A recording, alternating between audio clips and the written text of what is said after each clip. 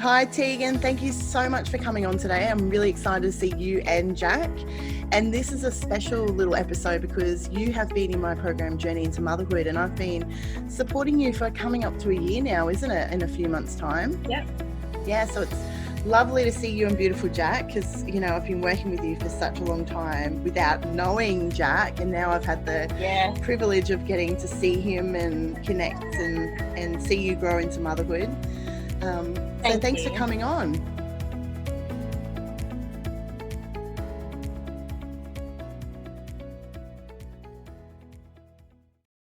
Yeah, and thanks for having me. Yeah, I think it was probably around July last year, maybe, that we connected. Might have even been earlier, but I remember at the time I had already had a support with my hospital through the Midwife program, but I was really nervous about the idea that 6 weeks after birth you don't have any access to that midwife anymore, and she's been with you through the whole journey. And I don't even know if other people around Australia have that blessing, but I did feel that I needed some kind of support, based on my personal health history. I knew that one of my things that I needed to do was to make sure that I had a good support network around me, whether that be family or friends or through a coach like yourself. And so very, very grateful that it was almost serendipitous that we ended up together. I just followed a few different places and asked a few questions and got the link. And I joined up to your Bump to Baby, I think it was. And we connected through that. Yeah, which led into me joining your 12-month program. The universe works in the way that it's supposed to, hey, connecting with the right people. So I felt that when I started working with you, I was just so ecstatic to work with someone who was my dream client, who really wanted to, you knew what you wanted to do, and you knew you knew what you wanted to do, and you wanted to get that support. Which was so great. So tell us a little bit about, you falling pregnant, and tell us about your journey and share, because one of the parts of the story I love is how much you advocated for yourself for your birth, and also how much you really wanted to prepare yourself for postpartum and for life with, a baby. So share from the start and let's go from there. Sure. So we fell pregnant in October the year before.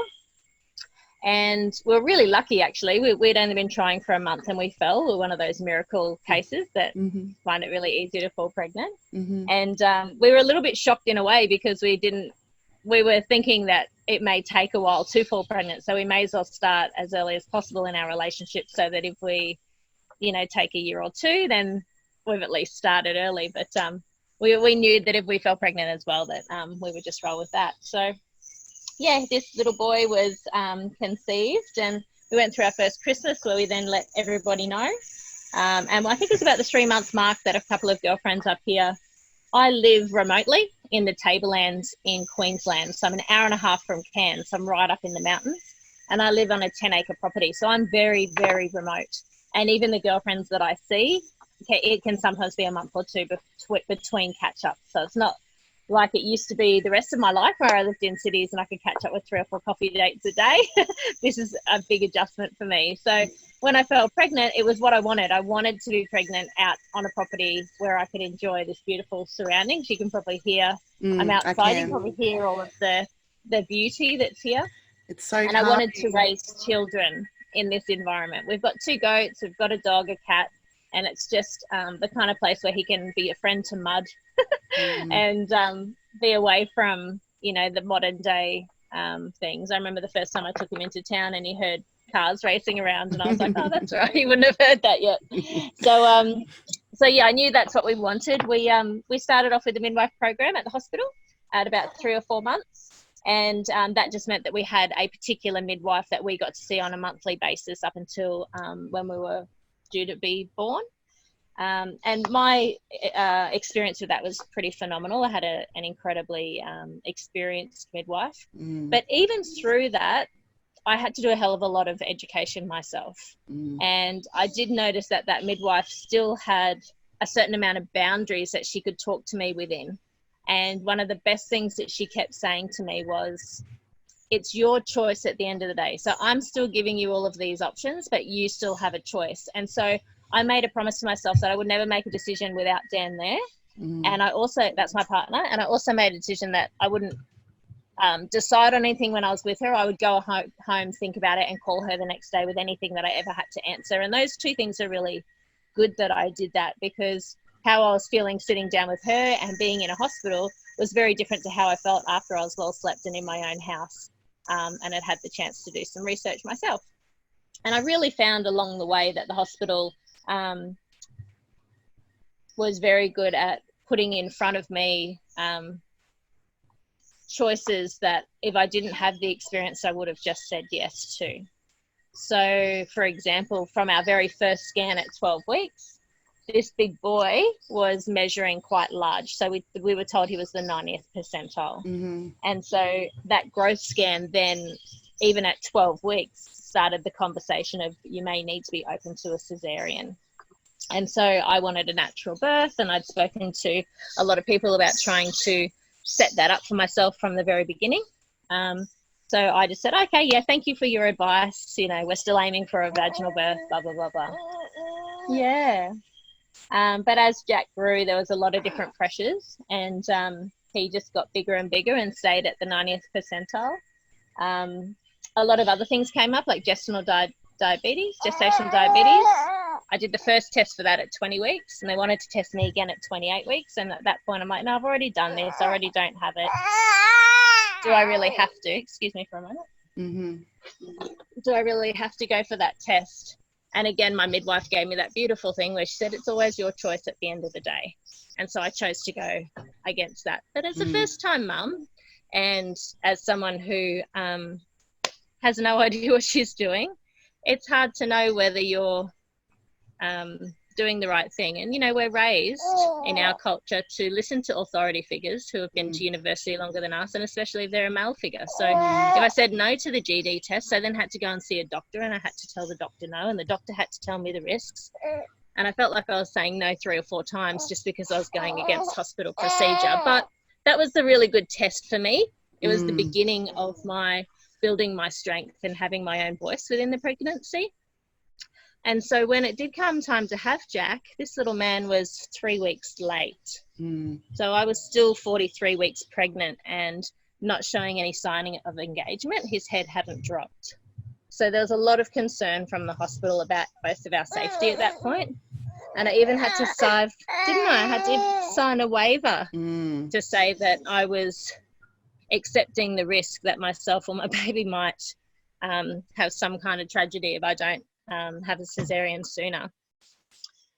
And then the hospital I was at in Atherton, the regional hospital, said that they wouldn't look after me after 42 weeks. So then I had to travel down to Cairns in the hope that the labour would start within that time. Still no labour. And eventually we got to the Cairns-based hospital, and they sat me down and told me what my options were. And at that point, it was too dangerous to keep him inside in my own mind. And I was 43 weeks pregnant, so starting to get to the point where it was time for him to come. So we actually decided as a husband and wife, as a fiancés, to have him by cesarean in the end. But I didn't have any pressure. It was totally my decision. I didn't feel disappointed that I wasn't having a vaginal birth because it was all on my terms. And I also appreciate that Western medicine, had it not been there, perhaps both or either one of us wouldn't be here today. So I am really grateful that we were able to do the cesarean. Took me a much longer time to heal from that, but we have a healthy boy who's very big, and we have a healthy mama. So, I think this whole process has taught me how to advocate for myself and how to navigate that. I remember in those last weeks that there was a lot of conversation around risk factors, concerning your age, baby size, and also the amount of weeks that you're going over. And I also saw that there was a huge, you said you didn't feel pressured, but I remember that there seemed to be a lot of pressure from a lot of conversation and a lot of mindset battles that were going on. Do you remember, or can you explore a little bit? So when I say I didn't feel pressured, like any time that I what was annoying was that they kept asking me. So the thing was that I'd Mm. made myself really clear. So in that way, I didn't feel pressured. I was always told it was my choice, but I did feel like they asked me over and over and over and over again. And I was like, I've already answered these questions and I've already explained where I'm at.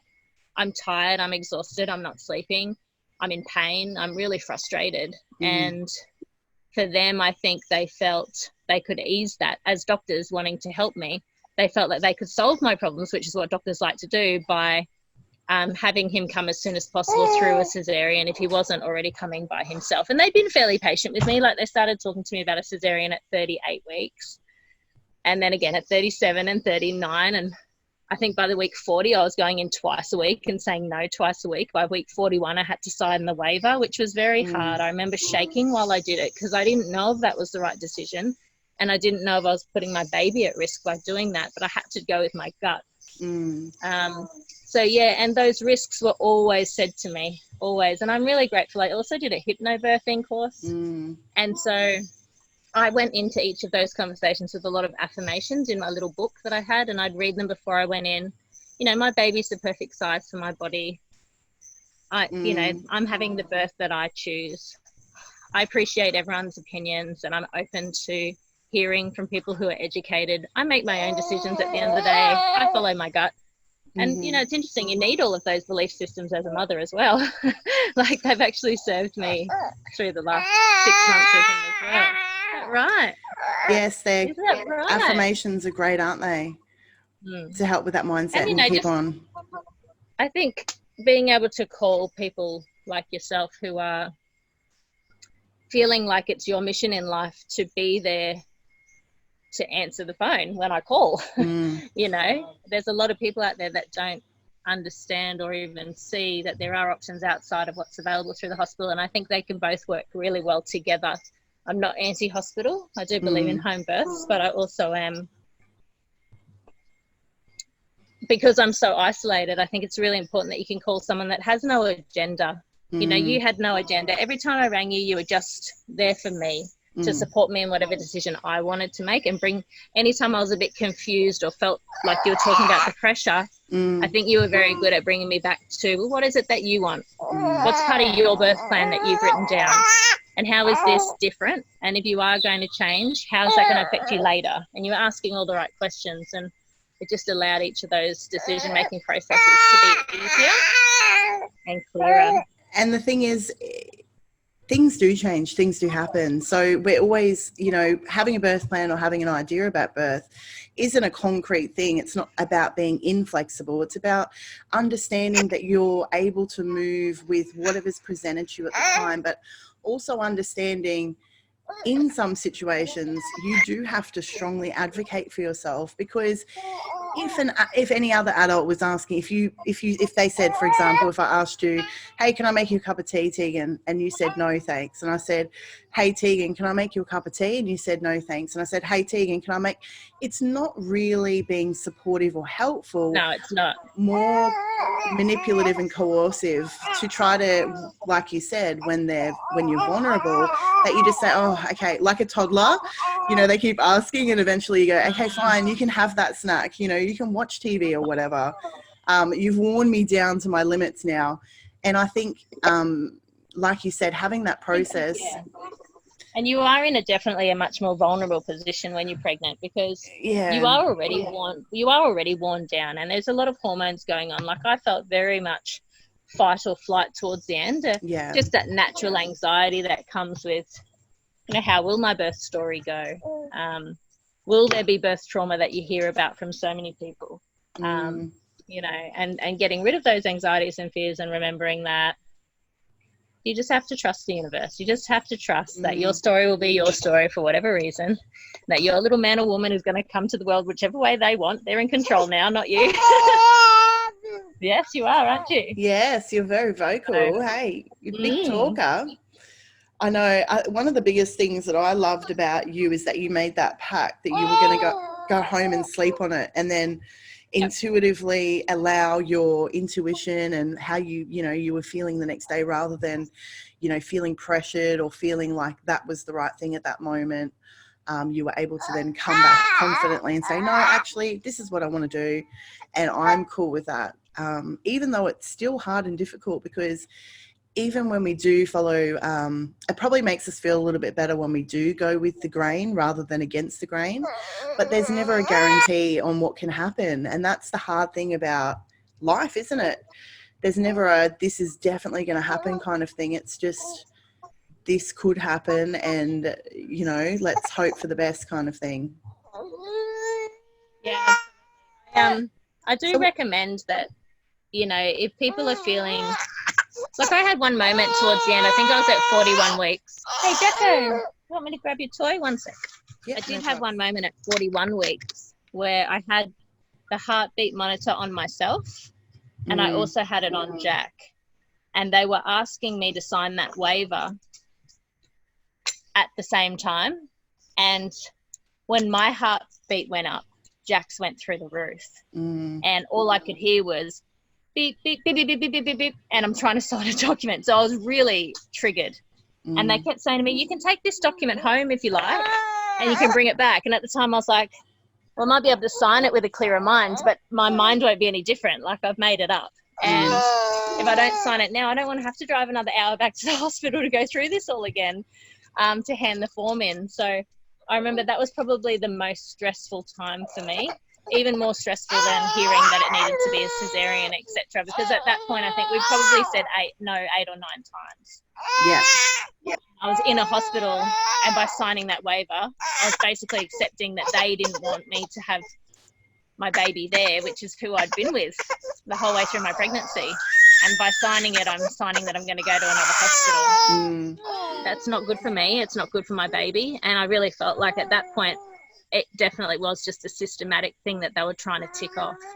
And even the lady that eventually did the surgery said, I've never delivered a baby past 43 weeks. He's 42 plus 6, so we're delivering him tonight, and I'm going to stay back. And so I had the cesarean at 6 o'clock at night because the surgeon decided that she didn't want to have it written on her record that she delivered a baby any later than 42 plus 6. And I still felt like that wasn't coming from my safety or my baby's safety. It was more on her agenda. So she did an amazing job. I'm really happy with the scarring and all that kind of stuff. But yeah, there's still a long way for us to go to close that gap. Yeah, and I think being aware and having these conversations, and it's okay to be appreciative, but it's also okay to, you know, say that there are some issues with, you know, the way that things, I mean, if someone was saying to me, look, I've got to speak to 4 different doctors and they're all saying, look, I could lose my job. Think about me. If I lose a baby, I have to think about this as a doctor. You're being guilted as a woman to then think about somebody else's life and their, you know, it's like, if you're an empathic woman or you have any sort of feelings or conscious, you're then thinking, oh shit, well, maybe I'll just have my baby because I don't want you to lose your job. I don't want you to have to live with the guilt if something happens. Yeah. And so I felt like I went back into a corner. You're right. I felt really guilted, and I did go to a point where I just said to them, no problems. How do I relieve you of any, you know, how do I take away this responsibility from you then? Yeah. I had a very similar experience. Oh, you have to sign a waiver. Well, where's the waiver? Why didn't I sign it 3 weeks ago so we didn't have to do this 8 times? Also because you have experience. So you're trusting the hospital because they have all the experience, and this is the first time you've been in this situation before. But when you can speak to someone like yourself who has conversations with someone who is first-time person in that situation over and over and over again, you see patterns and you see where you're able to bring in the conversation. Like I remember I was offered a stretch and sweep at one point, and you're like, do you actually know what a stretch and sweep is? And I had to go, oh no, can you tell me? You know, and so I'd already left the hospital to decide because I just said to them, I'll go away and think about it and come back. But I didn't actually know what the actual procedure was. I didn't know that I was going to be lying down on a table, that my midwife was going to insert her fingers inside me, that it was going to be most likely painful, how long it would last for. I hadn't really been explained that, and you were able to do that for me. So I was able to then go, okay, well, that's not what I want. You know I don't want to go down an induction path. I just want to get a cesarean. Based on some of my personal history, that wasn't going to be okay for me. Yeah. And that, you know, the first one may not work. It might take 2 or 3. So these things aren't always explained, and even a midwife might feel like they explain them over and over and over again, but we're all human. And I Yeah, could and it be becomes the sitting in norm, that hey? moment. She might have explained it to me, but I might have shut down at that point and gone, oh my gosh, hang on, stretch and sweep, that means the baby's not coming. Why is the baby not coming? Like, I could be in my own head in that moment when she's trying to explain something to me and not be really present and miss something as well. So I used to run my own business, and one of the biggest things that I learned through that process when I was younger, I was 23 when I did that. I'm 39 now. I learned to get as much advice from as many people as possible, but to always sit down with all of those bits of advice, even if it was 8 different people, and then meditate and sit with myself and find what felt true to me, what was my soul aligning with the most, and how could I then go with that decision, so that if I woke up tomorrow after making that decision, and if it was the wrong one, that I can still live with that because I made that decision. And that's how I felt towards the end with little one. There was a lot of risk there. No, I kept being told there was a lot of risk there around him passing away. There was perceived risk, yeah. Yeah, and when I did a lot of the research, it was really, really small numbers, and much smaller than a lot of the other things that I'd gone through in the pregnancy that they were telling me was a big problem. Yeah. So I thought, you know, for the 2%, 2 out of 1,000 or whatever it was at the time, I'm like, it just doesn't seem like enough for me to. Sorry, I'm just going to have to pause because he's just put a rock in his mouth. Yeah, no problem. Cool. Another little break there. So now we've talked about birth, and we have, you know, jumped into some of the, you know, the obstacles that you had to, you know, overcome. And I was so proud of you, by the way, because you were so strong, and you know, you didn't make rash decisions. You were informed and educated and making the right choices for you. You've then gone and had your cesarean, and can you tell us about, you know, what life is like when you've had your baby, what you expected, what you didn't expect, and yeah. Well, I was really nervous leading up to the cesarean, but I had the right tools to calm myself. And I set up my room at the hospital beautifully. So it was really set up with affirmations all over the walls and fairy lights and all that kind of stuff. So I felt like all of that process was fine. And I stayed at the hospital. It's generally that you stay for 4 days. I stayed for 3 days after my cesarean, just because I'd already been there for 4 days. So I'd been away from home for about a week at this point, which is a lot for my partner to also handle the property on his own. And he had to keep coming to and forth from Cairns, which is an hour and a half away. Yeah. So, but the procedure, as much as they sat down with me beforehand and promised me they would try and do delayed cord cutting, and we spoke about doing a swab so that he had the right microbiome and all of these things that we would have gone down the path of if I'd done a hypnobirth. I've now found out, you know, 2 or 3 months later, now that I'm clear-minded again, that a lot of those things didn't happen in the room, even though I'd spoken to the doctor about them. So, you know, you just have to be aware that if you choose a C-section, you're then going by what the doctor and the hospital choose. No matter what you say, they're still going to do it their way so that your baby's born safely.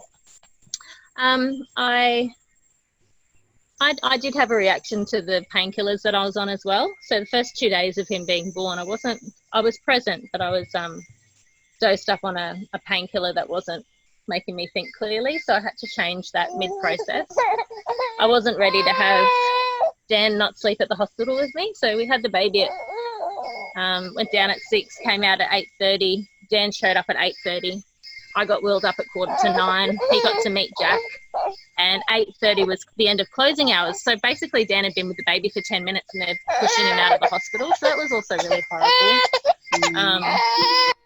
Luckily my parents live here in Cairns, so he was able to go and stay with my family and have some support with that. But it's still, he's never going to be able to, you know, we didn't think that was what would happen. And my mum came in with me when Jack was born.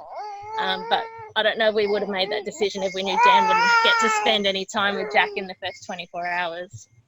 So anyway, I went home after 4 days, and it was really hard. It's very, very hard once you've had a cesarean and you've had your tummy cut open, because you've got to be getting up in and out of bed. You can't, because your tummy doesn't work. You don't have any tummy muscles.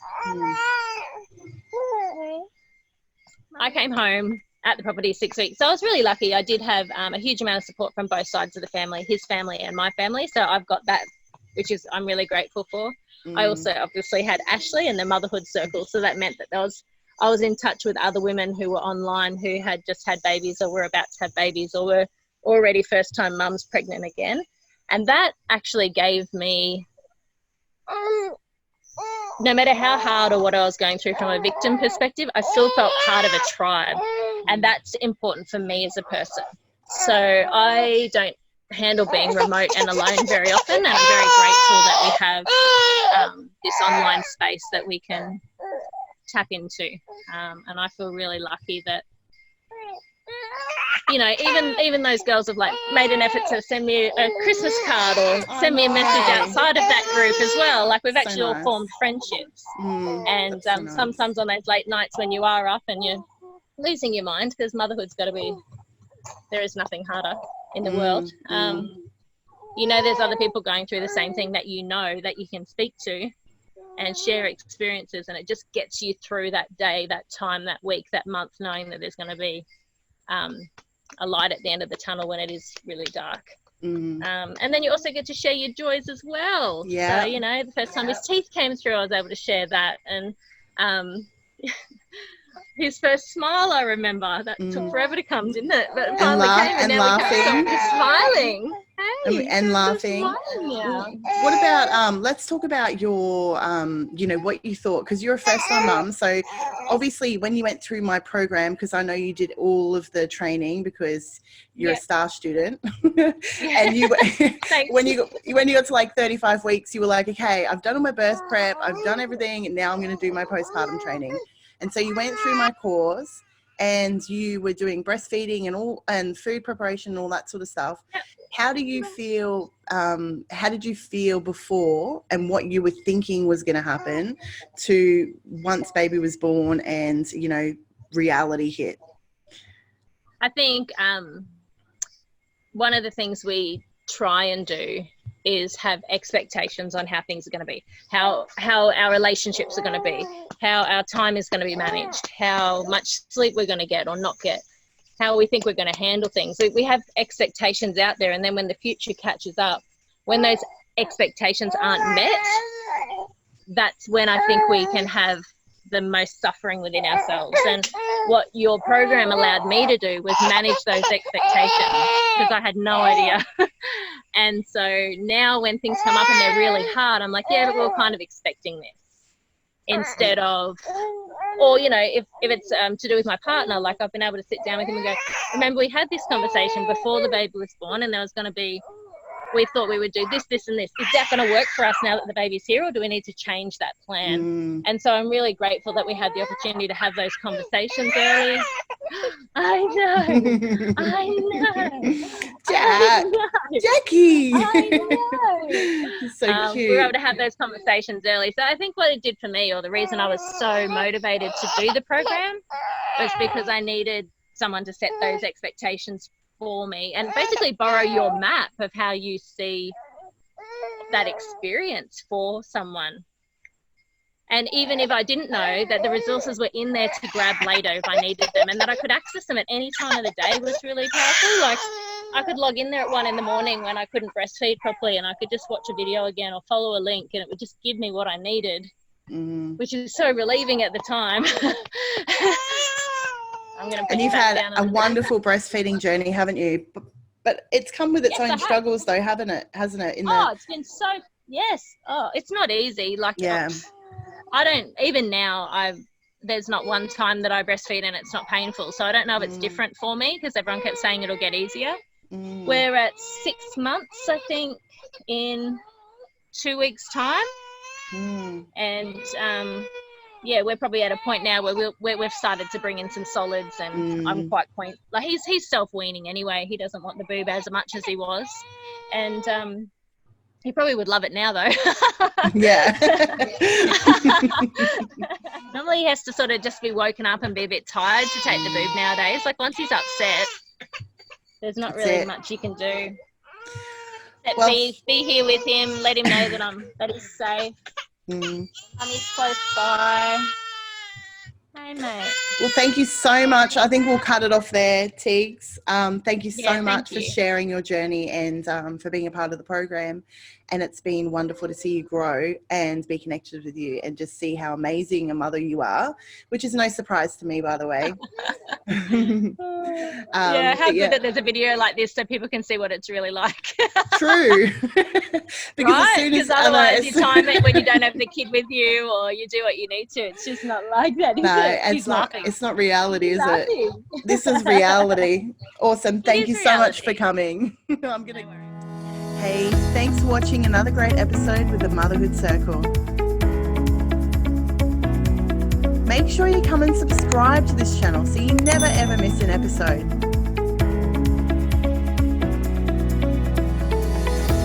Come and say hi on Instagram.